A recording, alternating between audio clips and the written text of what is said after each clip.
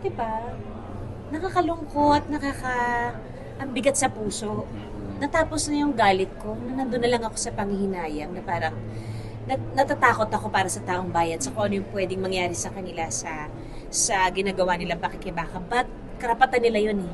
Hindi natin mapipigilan ng galit ng taong bayan. Sana bago nila naisip na hindi ituloy yung proyekto, naisip nila yung maraming buhay na masisira. Lalo pat bilang isang ina, para sa mga anak mo, di ba? Yung parang kinabukasan nila. Oo, nandun naman tayong lahat. Parang hindi lang ito dahil top taxpayer. Eto na to yung bilang tao. Yung hindi paano na tayo. May pikon, definitely. May pikon. Kasi ang tagal ko na nagbabayad ng tax eh. And alam ko yun, bilang responsibilidad ko yun. Nakasuhan ako. Nakasuhan ka pa nun, di ba? But, you know, there are things that you have to pay. Alam mo yun nga ang sana itong nangyayari sa bansa natin ngayon, maging wake-up call siya sa maraming tao. Na sana may matutunan tayo dito. Finally, sana may matutunan. Kasi ako naniniwala akong hindi naman lalabas itong mga isyong to kung hindi na papapanahon eh. Siguro ginusto talaga ni Lord na paulanin para makita natin kung ano ba talaga yung nangyayari sa bansa natin. Nakakalungkot lang kasi maraming buhay ang nawala. Maraming buhay ang naapektuhan dahil dito.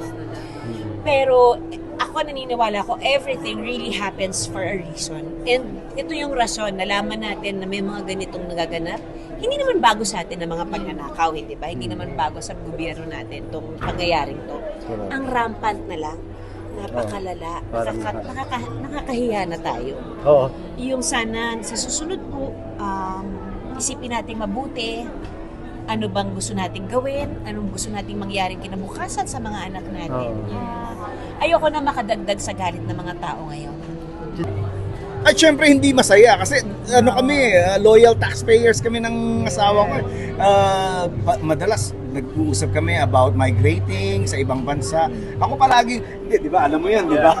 Sinasabi ko lagi, dito lang tayo kasi mahal ko yung bansa. Tapos hindi naman sa walang fault ang Pilipinas o ang gobyerno natin. Marami syempre, kaya lang syempre yung hope na sana one day magbago, at sinasakyan mo pa rin. Pare-pareho lang tayo ng pakiramdam. Pare-pareho lang tayo ng kaisipan. Ang sinasabi ko ngayon ay hindi mahalaga. Ang importante ngayon, anong gagawin natin magmula dito, papunta doon. Okay? Yun ang pinaka-importante ngayon na huwag natin makalimutan ang pangyayaring ito. At sana magbuklod-buklod tayo upang marating natin yung dapat nating puntahan. Manawagan ko lang naman hindi lang para sa mga leaders, para din sa ating lahat bilang kolektibo. Tayong mga tao na mag-care tayo sa bansa natin. Kailangan nating maintindihan kung bakit tayo magmamahal ng isang bansa para may magawa talaga tayo. Kasi kung wala tayong pakialam at kung wala tayong pakiramdam sa bansa natin, wala tayong bagay na ikaka-proud, hindi natin ipaglalaban ito. Hindi tayo gagalaw. So ang panawagan ko, magsama-sama tayo. Ngayon pa lang. Tatlong bagay lang naman yan eh. Follow the law. Be what do you call this? Accountable to your people. And then be transparent. Sundin mo lang tong tatlong to. I think you're on the right track. And I'm trying my very best na yan ang aking ginagawa at sinusunod ang daan.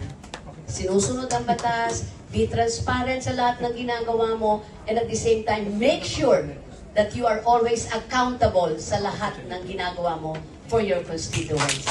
So I am not being self-righteous. I am not saying I am a saint. No. Or are being self-righteous. Ako tama, ako the best. Of course not. But the thing is, I am no saint. But definitely I'm not a devil.